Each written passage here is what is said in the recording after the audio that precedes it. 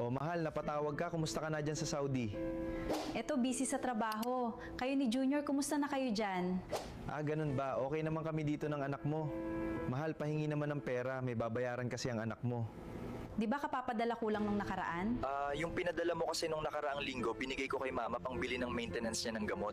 Ah, ganun ba? Naipadala ko na kasi lahat ng pera. Di bale, hahanap ako ng paraan. Bye, mahal.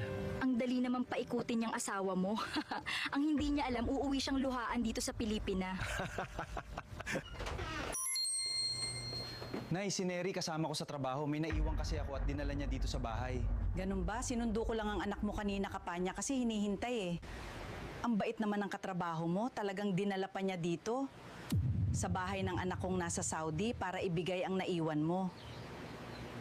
Hello anak, si mama mo ito. Hello ma? Oh, napatatawag ka? Kumusta ka na? Ako okay lang, pero ang asawa at anak mo hindi okay.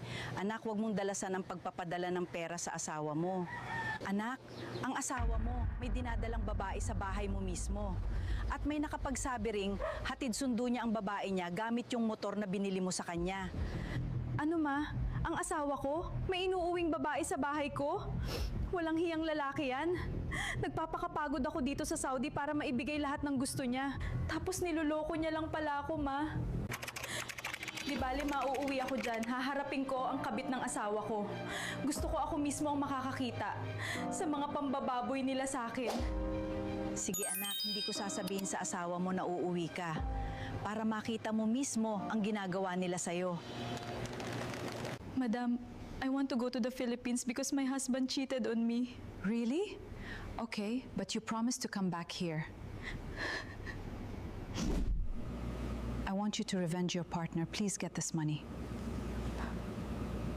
Madam, thank you for being kind to me.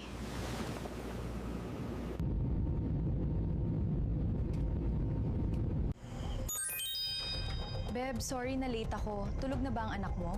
Oo, Beb, tulog na. Magagawa na natin ang gusto natin.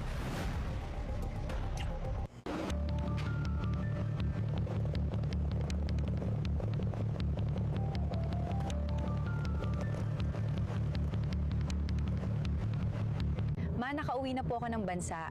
Pero ma, hindi po muna ako uuwi ng bahay. Doon po muna ako kila tita, pang samantala. Sige ma, tatawag na lang po ako. Miss, akin yan. Ako ang nauna. Iniwan ko lang saglit, inagaw muna. Oo, nauna ka, pero iniwan mo na, kaya akin na to.